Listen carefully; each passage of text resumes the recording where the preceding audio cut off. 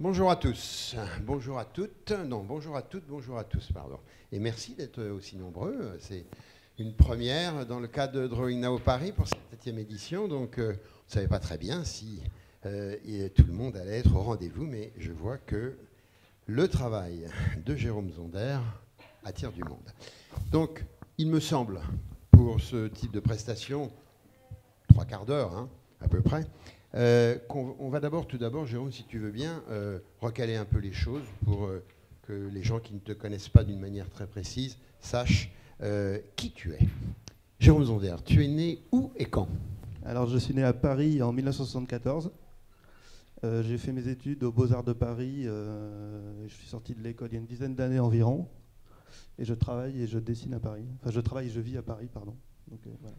Tu travailles, tu vis à Paris, et puis en ce moment, tu as une résidence en Allemagne. Ouais, en ce moment, je suis en Allemagne, à Leipzig, pour 6 mois.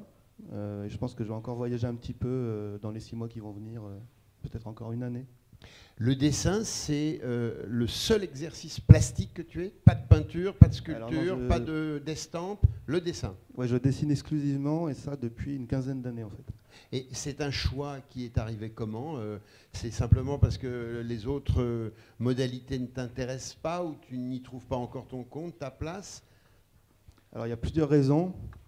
Il y a eu un choix qui s'est fait un petit peu naturellement par affinité pour ces matériaux.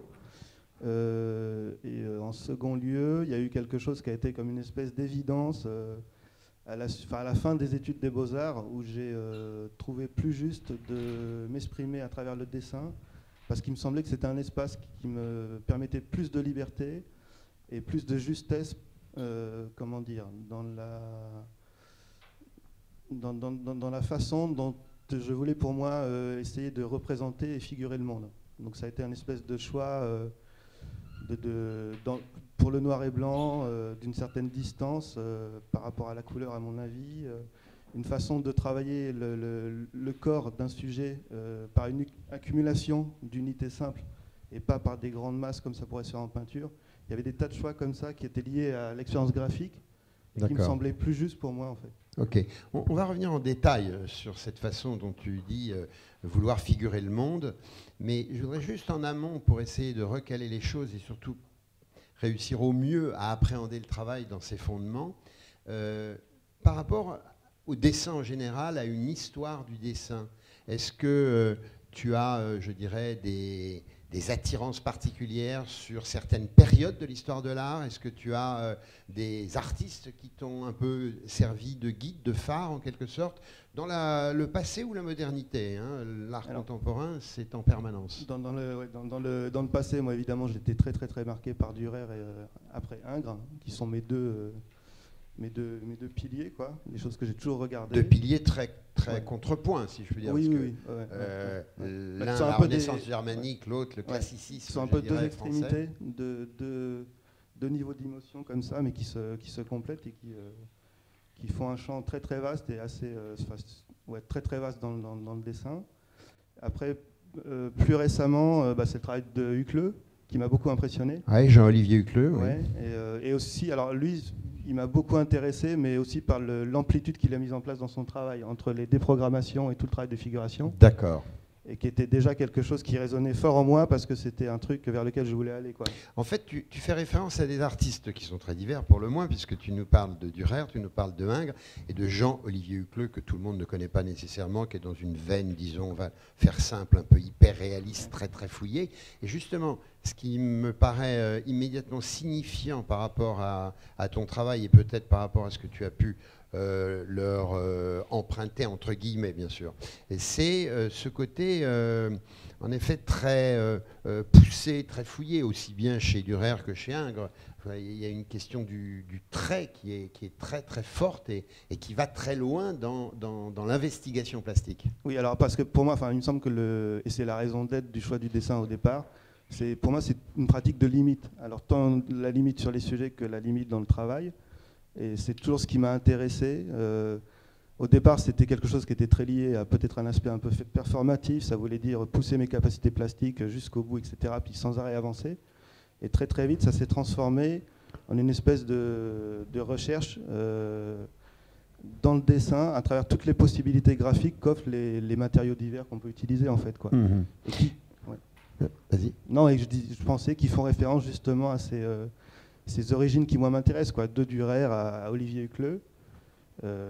Parce que finalement, plus ça va et plus je regarde toutes les expressions du dessin qui m'ont précédé, quoi, et qui viennent nourrir à chaque fois au fur et à mesure la façon dont je suis presque étonné que tu n'aies pas cité en référence cette période quand même qui me paraît être assez présente dans ton travail de manière sous-jacente, qui est la période, je dirais, des années réalistes des 20 et 30. Avec des dessinateurs absolument magnifiques comme Otto Dix et toute cette qualité d'artiste expressionniste de la deuxième vague.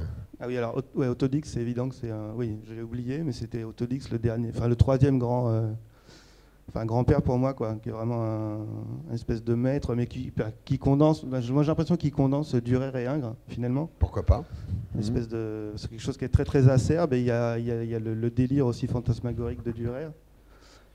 Bon, c'est beaucoup plus violent, mais il y a ce truc-là. Et après, c'est toujours cette histoire de limite qui m'a beaucoup intéressé et qui a nourri, mais très directement, là pour le coup, certains des dessins que j'ai réalisés, quoi. Parce qu'il y a beaucoup de citations d'Otto Dix tout au long du travail, dans pas mal de dessins, en fait. Et alors, donc, si on repart de l'expression que tu utilisais tout à l'heure, qui était tout à fait forte, figurer le monde. Je pensais, en voyant de travers pour moi les images qui passent derrière toi, et que tu connais, puisque c'est toi qui me les as livrées, et que le public peut découvrir, figurer le monde, mais alors il est dur le monde, hein. Il n'est pas calme. Et puis tu as utilisé le mot de violence, je crois que c'est immédiatement quelque chose qui vient à l'esprit quand on regarde ton travail. Les visiteurs de Drawing Now Paris, hier, ont eu la possibilité notamment de le voir sur le stand de la galerie Eva Aubert, comme ils le reverront éventuellement dans un solo show samedi prochain. Mais c'est vrai que d'emblée, on est face à un travail, ça ne nous laisse pas tranquille en tout cas, ça débotte. Qu'est-ce que c'est là, cette espèce d'énergie forte, voire violente, et ce monde qui est impressionnant et qui surtout peut faire peur finalement? Alors bon, la question de la violence dans mon travail, c'est quelque chose qui au départ a rendu nécessaire le choix du dessin, qui pour moi c'est aussi une façon de couper dans l'espace comme ça. Donc il y a une espèce de rencontre qui est une évidence à mon avis. Bon, évidemment, je ne vais pas faire l'état du monde dans lequel on est et puis qu'on a traversé, et qui me semble complètement, encore une fois aussi, un autre genre d'évidence. Mais moi, je ne sais pas, il y a aussi beaucoup la recherche d'une très très grande intensité, parce que c'est ça qui m'intéresse. Et donc, dans toute la première partie du travail, en tout cas jusqu'à maintenant, c'est passé par les thèmes de la violence, parce que c'est ce qui s'imposait à moi dans le travail, dans la façon que j'ai eue d'installer mon dessin dans un rapport à l'histoire de l'art et l'histoire en général, mais pour construire un espace qui me permette de me mesurer au monde dans lequel je suis. Est-ce que ce recours-là, justement, à la violence, et dans cette façon dont tu en parles, c'est aussi pour, finalement, arriver à faire sa place, en quelque sorte, dans un monde de l'art qui est quand même particulièrement difficile aussi à pénétrer? Est-ce qu'il y avait un peu de ça aussi? Non, parce qu'on est, parce que quand on dessine, on est seul. En tout cas, pour ma part, moi, je suis seul dans l'atelier. On est seul dans l'atelier, mais on pense au monde extérieur. Ouais, mais moi, je pense à l'histoire de l'art, je pense à l'histoire, je pense à l'actualité qui m'arrive, je pense à l'histoire dont j'hérite, et je pense plus à la façon dont moi, je peux essayer de m'articuler en regard de ça qu'à l'actualité du monde de l'art, etc. J'ai pas de préoccupation de ce genre-là, quoi. C'est vraiment des choses qui sont liées pour moi. Au monde en général, quoi. Enfin, avec un grand M, je ne sais pas trop comment le dire autrement, mais essayer de trouver une place juste dans tout ça. D'accord. Et c'est souci l'articulation qui a rendu nécessaire chez moi ce dialogue avec la violence, en fait. Et alors, cette violence, elle est donnée dans une iconographie de scènes qui sont des jeux d'enfants. Le mot enfant revient dans quasiment la totalité des intitulés de tes travaux, que ce soit les enfants du dessin, les enfants du cinéma, jeux d'enfants, et violent comme jeu d'enfant. Ce substrat-là, enfantin, c'est une manière de déroutement du monde terrible dans lequel on est. Non, il y a deux raisons à ça. La première raison, c'est que ça a été pour moi une espèce de dispositif narratif et qui me permettait d'ouvrir des champs d'investigation graphique. En fait, ça a été très arbitraire. Il y a un moment où j'ai commencé par travailler beaucoup sur l'autoportrait. Et ça, très vite, ça a été un petit peu insuffisant. Et j'ai voulu créer plusieurs personnages pour me permettre d'élargir le champ du dessin. On était en 2009 et je me suis dit, je vais commencer à travailler avec des enfants qui ont 9 ans et qui seraient une sorte d'allégorie du siècle et qui me permettraient de rentrer comme ça dans différents espaces de dessin. Et je me suis dit, on va poursuivre après, on va faire grandir le dessin et les enfants avec l'âge du siècle. Ça, c'était l'espèce de petit scénario de départ. La seconde raison, qui est une raison qui est plus liée au dessin, il se trouve que dans le renouveau entre guillemets du dessin qui a lieu depuis une dizaine d'années, il y a quelque chose qui est très très lié, et moi je trouve un petit peu à tort, une idée qu'on a du dessin comme quelque chose de l'ordre évident parce que lié à l'intimité et à quelque chose qui serait de l'ordre du naturel. Moi il me semble qu'on est toujours dans le cadre de l'artificiel quand il s'agit de faire et de figurer, etc., etc. Et je trouvais ça pas mal justement de mettre en scène des enfants et de travailler sur l'écriture des enfants dans les dessins, de façon à souligner encore plus les registres graphiques qui apparaissent comme étant à chaque fois des décisions arbitraires. Alors, des décisions arbitraires qui finalement se donnent dans des dessins qui sont des arrêts sur image en quelque sorte, on pourrait dire. Parce que tu parles de narration, mais c'est jamais une narration qui se développe selon un fil, comme on peut voir certains artistes faire toute une série comme ça d'images qui racontent véritablement une histoire, un récit. Toi, c'est plutôt des arrêts sur image dont on ne connaît pas véritablement ni l'amont ni l'aval. Ouais, c'est plus comme des flashs, des extraits d'un film ou des choses comme ça. Mais c'est parce qu'il me semble que ça m'intéresse plus d'être sûr. Mais je pense que c'est lié à cette histoire de limite. Oui, j'allais dire, on est dans les coupes. Ouais, on est juste sur juste avant ou juste après, on ne sait pas trop. Il y a une espèce de. Mais parce que je pense que moi, ça me permet de travailler de façon, d'être dans une optique où je suis plus à la recherche justement de la faille ou du moment où ça va déborder, et qui me semble être plus le sujet du dessin, en tout cas pour ma part. Donc je pense que forcément c'est toujours des situations qui sont des choses qui sont posées, et très très posées parce que je les écris énormément, mais que je veux toujours comme suspendues. Est-ce que tu as une vision, entre guillemets, noire du monde, toi personnellement? Comment dire, je suis un pessimiste joyeux, je crois. Un pessimiste joyeux, voilà, qui est une forme nouvelle, tout à fait. Non, mais vision noire, voilà. Enfin, non, mais oui, je sais pas. C'est un peu, on va pas faire des grandes phrases, mais je pense que de toute façon, ça finit mal et on le sait tous. Mais je pense que c'est beaucoup plus lié à ça. C'est pas forcément l'actualité. Il y a un truc un petit peu comme ça. Et après, je pense que au contraire, le fait de travailler, et d'ouvrir des espaces et de chercher, etc. Là, pour le coup, c'est le signe de la vitalité, quoi. Et je me sens que c'est ça qui importe, et c'est ça qui prend de plus en plus de place dans le travail. Alors, il y a une chose qui, personnellement, m'a frappé dans la façon dont le travail a évolué au fil des dernières années où j'ai vu ton travail pour la première fois. C'est comment, dans cette histoire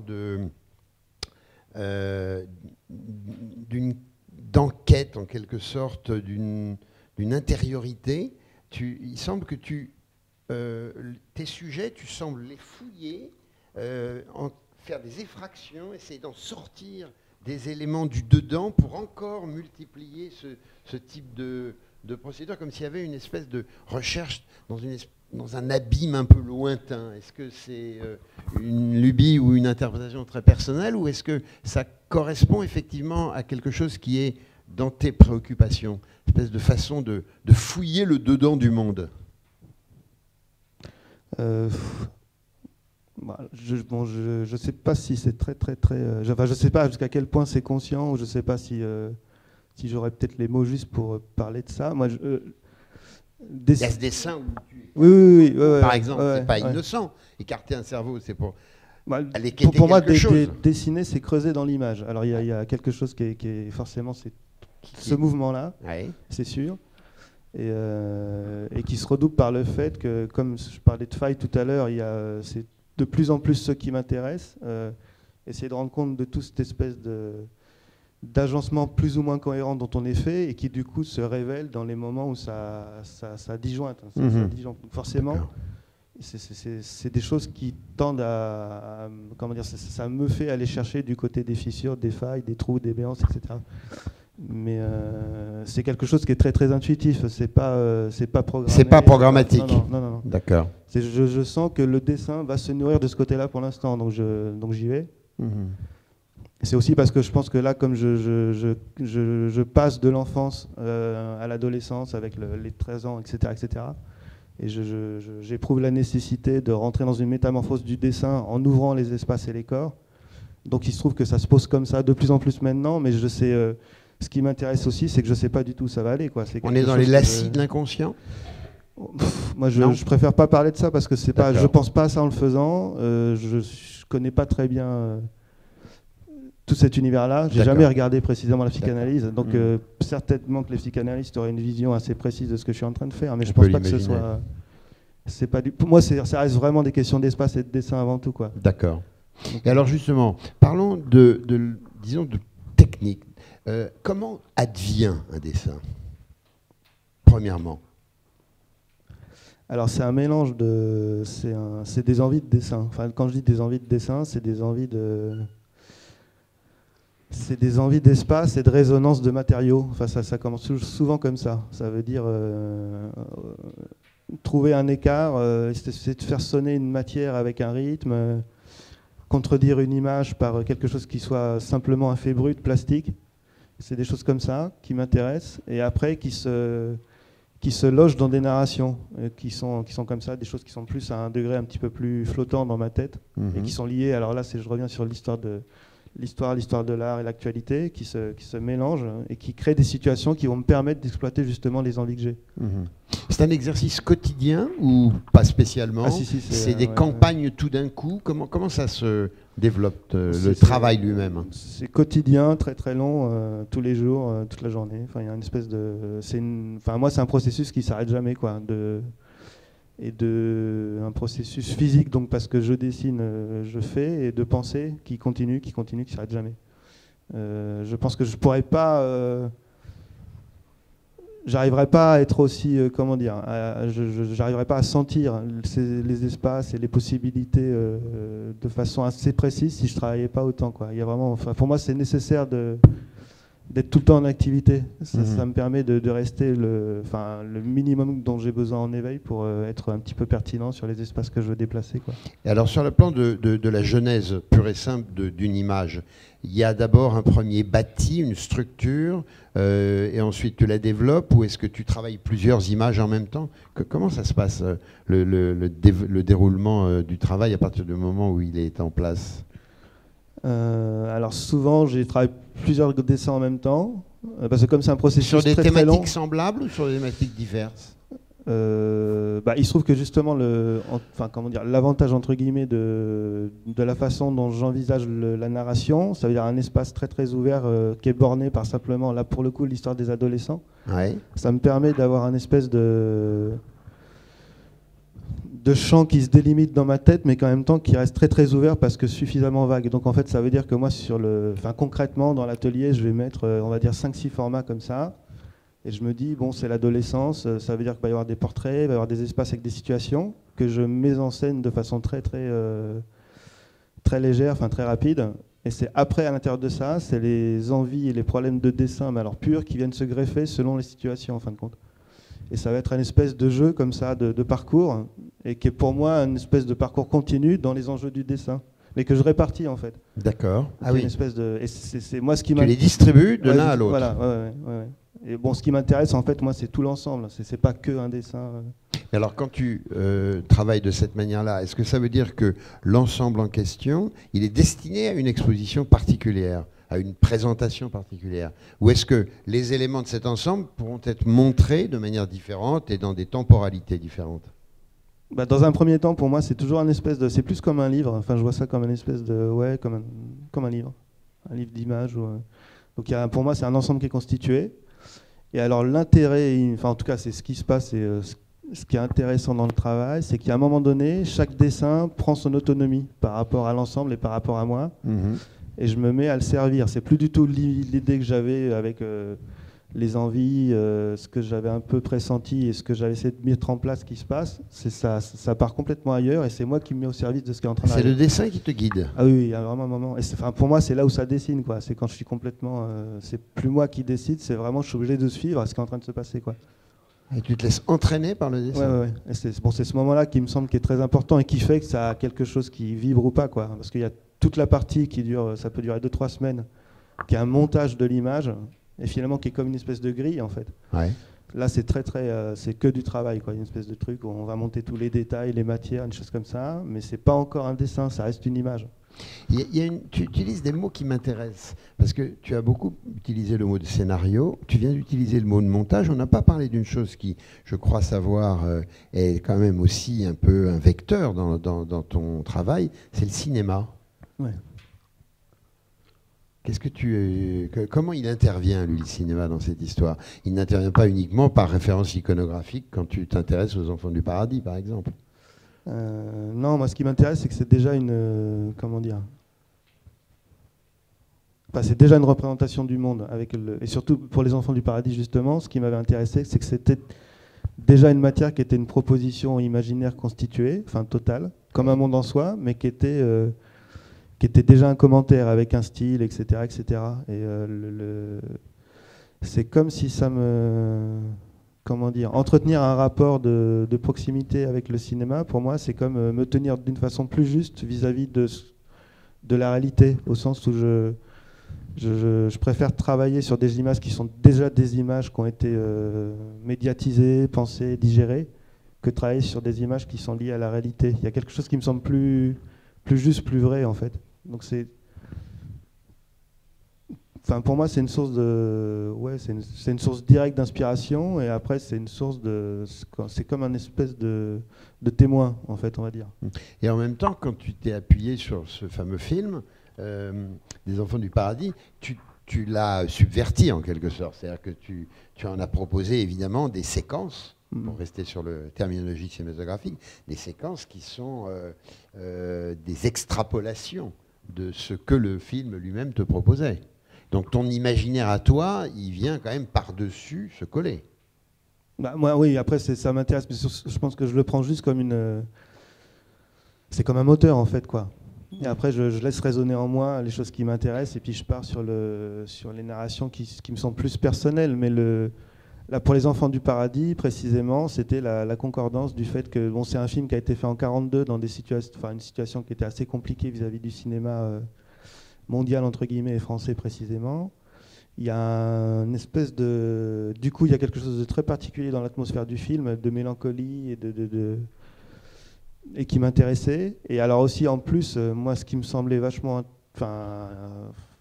attirant pour moi, c'est le fait que ça raconte aussi donc le passage du muet au parlant, ouais, et le trouble de l'invasion de la narration du théâtre dans la narration de la réalité entre tous les personnages, parce qu'il y a une espèce de jeu d'histoire d'amour qui est contrarié, mais qui est contrarié parce que aussi elle se joue entre des comédiens qui ne savent pas s'ils sont pas, etc.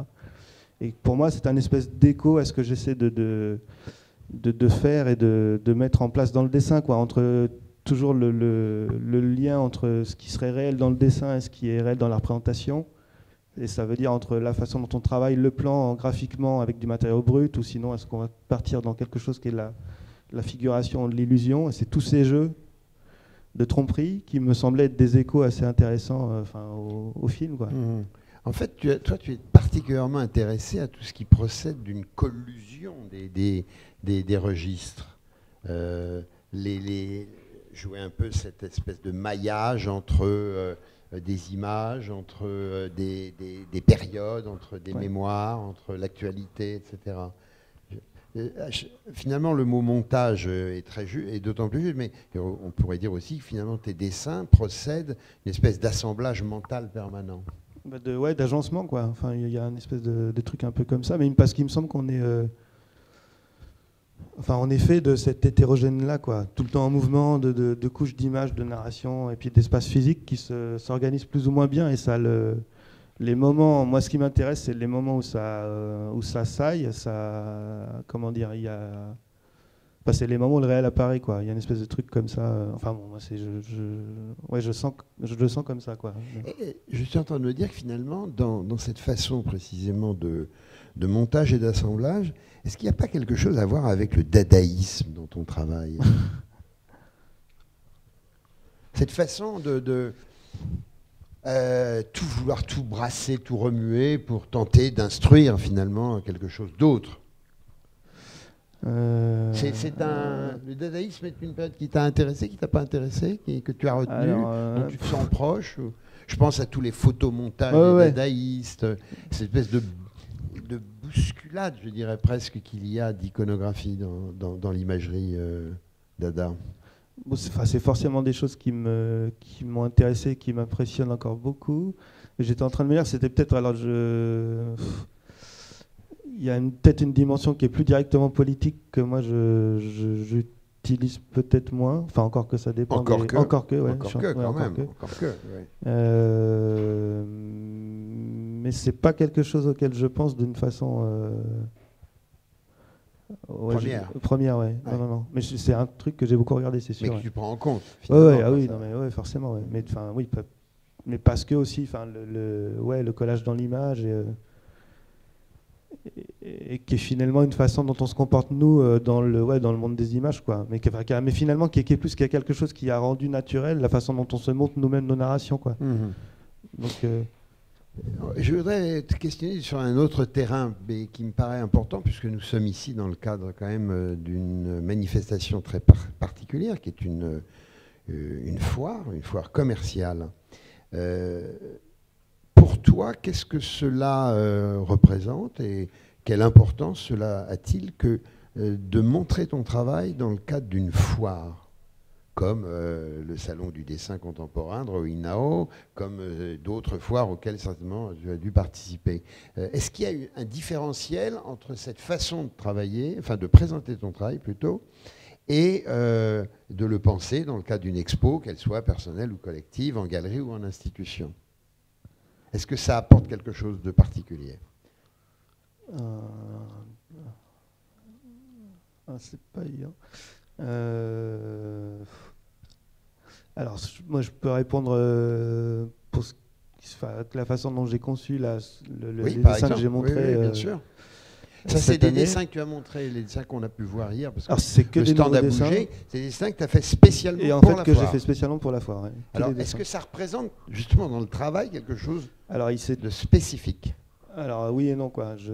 Alors, le oui, d'abord. Le oui, c'est que c'est plus un rapport au temps qui fait que, comme c'est un temps qui était plus court pour moi par rapport au temps dans lequel j'ai l'habitude de construire un ensemble, donc il y a eu des conséquences sur l'élaboration de chacun des dessins et l'élaboration de l'espace dont je vous parlais, narratif du début. C'est-à-dire que j'ai fait quelque chose d'un petit peu plus ramassé, parce que je savais que je disposais de moins de temps. Donc j'ai construit un espace plus serré. Je pense que c'est ça qui a été assez déterminant. Et du coup, les questions ont été un petit peu plus... Il y a moins de différence d'un dessin à l'autre, on va dire. L'amplitude graphique entre tous les dessins est moins grande que ce que je peux montrer dans une exposition. D'accord. Ça serait la grosse différence. Après, ce qui est intéressant justement, c'est que ça reste l'occasion de pouvoir montrer des dessins d'une façon assez, j'allais dire confortable, parce que les espaces sont finalement suffisamment grands pour pouvoir avoir un bel ensemble. Et dans un cadre où, moi je trouve ça intéressant d'avoir cette espèce de confrontation de toutes ces écritures les unes les autres en même temps, quoi. Et puis sur un laps de temps assez court, ramassé comme ça. Et qu'est-ce que tu en attends donc d'une participation à une manifestation comme celle-ci? En dehors du fait commercial, évidemment, de trouver des gens qui achètent, qui sont intéressés. Est-ce que tu en attends quelque chose d'autre? Moi, c'est des rencontres de dessin, quoi. Enfin, bon, parce que là, donc c'est entre les artistes et puis moi, c'est surtout ça qui m'intéresse. D'accord. Cette espèce de rencontre de toutes ces écritures-là qui nourrissent, quoi. Une autre question, c'est complètement dans des rebonds comme ça, mais parce que je ne te l'ai pas posé d'une manière très précise, j'aimerais entendre la réponse. Donc tu es en ce moment entre Paris et Leipzig, et surtout à Leipzig, en Allemagne. Leipzig, c'est une ville qui est importante par rapport à une histoire de l'art contemporain relativement récente, puisqu'il y a une école de Leipzig qui a imposé sa marque dans le monde de l'art contemporain des 20 dernières années, avec une force esthétique, avec une force économique très forte. Qu'est-ce que tu es allé faire, non pas dans cette galère, comme disait Molière, mais qu'est-ce que tu es allé faire à Leipzig? Pourquoi Leipzig? Alors en fait, c'est un petit peu un concours de circonstances, parce que je ne connaissais pas du tout l'existence ni de l'école de Leipzig, ni de Leipzig. Tu ne connaissais pas l'école? Si, non, mais je veux dire, j'avais pas de... Je dis ça pour dire que j'avais pas d'attirance particulière pour la ville. Roches, quand même, on connaît. Ouais, non, mais bien sûr, mais bon, j'étais pas tourné vers cet endroit-là du tout, quoi. Il se trouve que j'ai fait des rencontres qui m'ont amené à partir là-bas. Et alors, il y a deux choses. Je pense que... comment dire, trivialement, pour un artiste français, tout d'un coup, on se retrouve dans un espace qui est beaucoup plus intéressant parce que plus grand, ce qui est un vrai problème pour beaucoup d'artistes à Paris. Plus grand, tu veux dire? Ouais. Mais qu'est-ce que tu veux dire par plus grand? Plus grand, l'atelier est beaucoup plus grand. Ah, tu parles de l'espace de l'atelier. Là, c'est un truc qui est très... Ça, c'est les questions de facilité là, immobilière. Là, c'est vraiment le truc... mais je le dis parce que c'est très important, donc voilà. Sinon, alors ce qui a été très intéressant et ce qui est très dynamisant, c'est qu'effectivement, il y a cette école-là qui a été très importante et qui est encore très vivante là-bas. Et ça veut dire qu'il y a une très grande tradition de la figuration, de l'efficacité de l'image et du pouvoir de la peinture et de l'image, et qui est visible et sensible, mais dans... Enfin, l'endroit où je suis, qui s'appelle la Spinnerei, qui est une ancienne usine, qui est occupée par, on doit être entre 100 et 200 artistes en activité. C'est-à-dire que sans arrêt, on a la possibilité, et c'est ce qui se passe dans la journée, dans les semaines, etc., de croiser des artistes et donc d'aller dans des ateliers avec des gens qui sont au travail et qui fabriquent des images qui sont, comment dire, au minimum fortes, quoi. Après, la question de la qualité, c'est encore une autre histoire, mais tout est architecturé, construit, dynamique, etc. Et donc c'est forcément quelque chose qui a un impact sur le travail, dans la mesure où ça nous renvoie à nous, l'efficacité ou pas de nos images, etc. etc. quoi. Donc c'est un truc qui est très... Enfin, c'est un environnement, en tout cas pour moi, qui est très dynamisant, quoi. Et alors, est-ce qu'il y aurait, par exemple, dans l'avenir, d'autres situations vers lesquelles tu voudrais te trouver confronté, d'autres scènes artistiques, d'autres villes?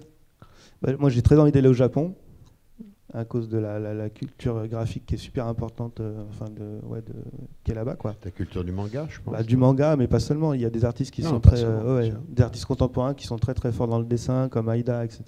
Des gens qui sont très très importants. Donc j'ai envie beaucoup d'aller là-bas. Pareil, pour 6 mois, ça serait très bien. Et puis New York aussi. La bonne entendeur, salut, si jamais quelqu'un qui... Hein, c'est quelqu'un... Donc, mais oui, tu disais, en dehors de... New York aussi. New York, d'accord. Pour des raisons qui sont un petit peu près... c'est à peu près les mêmes. Je reviens sur des questions très très quotidiennes. Tu ne vis que de ton travail? Ouais. L'enseignement ne t'intéresse pas? Ou tu n'as pas le temps et puis finalement, comme tu arrives à vivre de ton travail, tu te dis que vaut mieux faire ça? Je pense qu'il vaut mieux se concentrer à quelque chose qu'on fait bien. Ouais. J'ai essayé l'enseignement une année, ça a été catastrophique pour les élèves. Donc non, mais j'ai pas le temps. Enfin, c'est trop. C'est trop. On va peut-être terminer avec juste une petite allusion par rapport, parce que ça me revient en mémoire, par rapport au monde de l'atelier. Je me souviens que j'avais été assez frappé lors de ma première visite, quand je suis venu te voir, tu étais dans le 14e à l'époque, d'un atelier qui était quand même terriblement envahi. Physiquement, par la matérialité du travail, il y en avait plein partout, il y avait des revues, il y avait des bouquins, tout ça un peu pêle-mêle. Je ne dirais pas que j'avais l'impression de rentrer dans l'atelier de Bacon, mais il y avait quelque chose un peu comme ça d'une densité qui m'a intéressé. Et puis, ce qui m'a surtout intéressé, c'est que tu étais en train de travailler avec... Alors, en fait, on n'a pas dit que tu utilises le matériau que tu utilises. Je ne crois pas qu'on l'ait signalé. Le mine de plomb et le... Voilà, le mine de plomb. Hein. Ouais. Donc, important. Et il y avait donc... tu ramassais les poudres de mine de plomb pour en faire un travail. Je voudrais que comme ça, le travail se boucle lui-même. Donne-nous un peu une indication là-dessus. C'est ce qui, donc, dans cette espèce d'histoire de limite du dessin, moi, qui m'obsède tout le temps. Il y a eu un moment assez vite. Moi, il y avait deux questions. C'est la matérialité du dessin, qui est quand même assez relative, c'est-à-dire assez faible d'une certaine façon. Et puis la nécessité de pousser le processus de dessin encore plus loin. Dans l'excès, dans l'espèce de délire. Et du coup, je me suis mis à ramasser tout ce qui traînait, toutes les chutes de papier, les matériaux, et en faire des espèces de poupées, comme une espèce de réification des dessins, quoi. Au début, c'était des sortes de corps, des cadavres. C'est devenu des masques. Là, je suis en train de travailler sur un ensemble de masques que je montrerai certainement au Parvis. Parvis à Tarbes. Ouais, à Tarbes, ouais, l'année prochaine. Ça a aussi été des armes. Là, c'était sur l'ensemble des enfants du paradis, qui correspondaient aux armes qui étaient utilisées dans les dessins. Et moi, il me semblait que c'était, comme tu dis, ça se bouclait la boucle. Ça se bouclait, il y avait un recyclage. Le fait, voilà, de finir tout ce qui traînait dans l'atelier, de faire les armes qui avaient servi à tuer dans le récit les enfants les uns avec les autres. Mais pour moi, c'est vraiment l'idée d'aller au bout du dessin, quoi. Aller au bout de ce que je suis en train de ce que je fais dans l'atelier à un moment donné. C'est comme si je voulais faire table rase de tout ce qui s'était passé et aller au bout des possibilités de la forme ou de la narration qui était en train d'exister, quoi. Jusqu'à ce point où le dessin devient volume, puisque finalement tu fais des objets. Où le dessin sort du plan, enfin, sort du plan du papier. Ouais, c'est ça, ouais. Sort du plan du papier. Ouais. Mais pour moi, ça reste une pensée du dessin, quoi. Parce que les masques, c'est simplement des morceaux agglomérés, et puis les armes, c'était surtout de la forme découpée, quoi. Donc on est encore dans cette logique-là du dessin qui se crée plan par plan, comme ça. J'aurais envie de terminer juste avec une petite référence à un travail, finalement, qui existe d'une manière peu nombreuse dans ta production et qui s'écarte complètement de toutes les images qu'on peut voir et de tout ce que tu viens de dire. C'est un travail qui devient presque abstrait et qui sont espèces d'images en étoiles, je dirais presque, ou d'implosion, enfin, stellaires, cosmiques, et qui portent, je crois bien, un titre qui s'appelle « À l'origine, c'est plus petit qu'une fourmi », hein, qui est l'image... Voilà, qui est en page 4 de couverture de ce catalogue. Qu'est-ce que c'est que tout d'un coup, ce type de travail dans un travail qui est généralement très différent? Très figuratif. C'est quoi? C'est une récréation, en quelque sorte? C'est une respiration, mais c'est pas que ça. C'est le besoin toujours sur cette question de limite et d'amplitude, de tenir les extrémités des bandes de l'espace qui me semble être le mien dans le dessin. Ça veut être d'un côté la figuration, et toutes les possibilités qu'elle peut engendrer, et puis qui m'intéresse d'investiguer. Et de l'autre côté, un dessin qui est plus un espèce de dessin abstrait, automatique, qui se fait par accumulation complètement aléatoire d'unités simples qui sont que des ronds. Et ce qui est pour moi une façon d'être tout le temps, de rester en éveil, parce que étant conscient des possibilités du champ du dessin, de ne pas simplement rester sur quelque chose qui serait lié à une histoire de la figuration. Ah, c'est une thérapie graphique. On pourrait dire un truc comme ça, ouais. Non, mais, ouais. Il y a un peu de ça, quoi. Il y a un peu de ça, comme tu dis, en éveil. Mais alors, on peut dire ça comme ça d'un point de vue, mais j'allais dire narratif. Mais physiquement, il y a aussi cet effet d'éveil, d'éveil physique qui fait que, passant d'un espace de figuratif que je travaille à ces espaces-là, le va-et-vient me permet d'être beaucoup plus attentif à ce qui se passe dans chacun des espaces. D'accord. Il n'y a pas d'espèce d'habitude et de fatigue qui vont faire que j'ai très peur de ne pas être assez concentré quand je travaille. Il y a un truc moi c'est une obsession de pas. Et donc j'ai eu ce besoin assez vite d'ouvrir comme ça sur une autre échelle pour à la fois donc répondre à cette envie de grande amplitude dans le dessin et en même temps de respiration dans la journée du travail, quoi. D'accord. Voilà. Ben, écoute, je crois qu'on va s'arrêter là-dessus, mais s'il y a des questions dans la salle, comme on dit, puisque vous êtes quelques-uns, heureusement, et nombreux même, est-ce qu'il y a des questions dans la salle? À l'adresse de Jérôme Zonder, bien sûr. Non? Est-ce qu'il y a une question que je ne t'ai pas posée à laquelle tu aurais voulu répondre? Non, moi ça ne me vient pas. Ça ne te vient pas à l'idée. Ça me vient pas. Bon, eh bien, écoutez, oui.